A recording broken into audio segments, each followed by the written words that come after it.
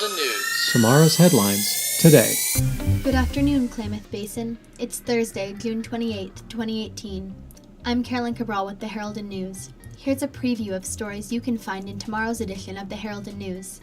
The Klamath Water Users Association, KWUA, filed objections to Klamath Tribe's request for a court order that would immediately shut off Klamath Project irrigation water in order to maintain higher Upper Klamath Lake elevations for endangered suckers. In the 49-page brief filed by KWUA with the Sunnyside Irrigation District, Ben Duvall explains the motion has been timed to maximize pain for family farms and rural communities.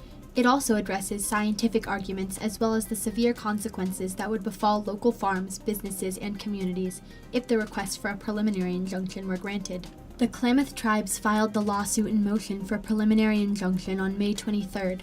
The hearing on the tribe's motion and the KWUA and federal parties' pending motions to dismiss the case based on it being filed in the wrong court is scheduled for July 20th before Judge William Orrick of the Federal District Court for the Northern District of California. Flag flap in Fort Klamath. There's an issue brewing along the main street of Fort Klamath, where U.S. flags line the public right-of-way every July 4th holiday. Some are complaining the flags are posted there weeks at a time.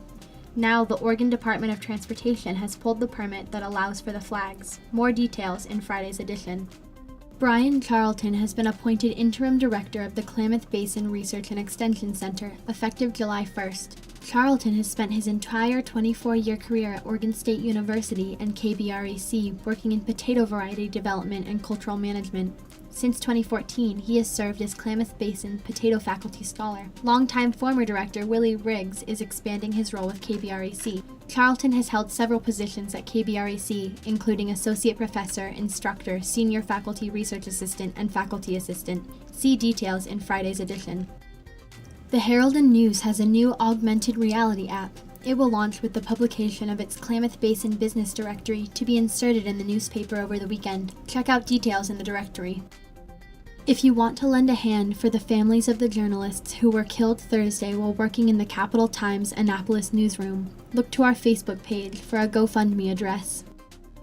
And those are just a few of the stories you can find detailed in the Friday, June 29th Herald News. Be sure to follow us online via Facebook, Instagram, Twitter, YouTube, heraldandnews.com, and you can subscribe to our podcast on most podcasting sites such as iTunes, Google, TuneIn, Spotify, iHeartRadio, and many more. Be certain to come back every day for the latest podcasts, videos, and breaking news impacting the Klamath Basin. Thanks for listening.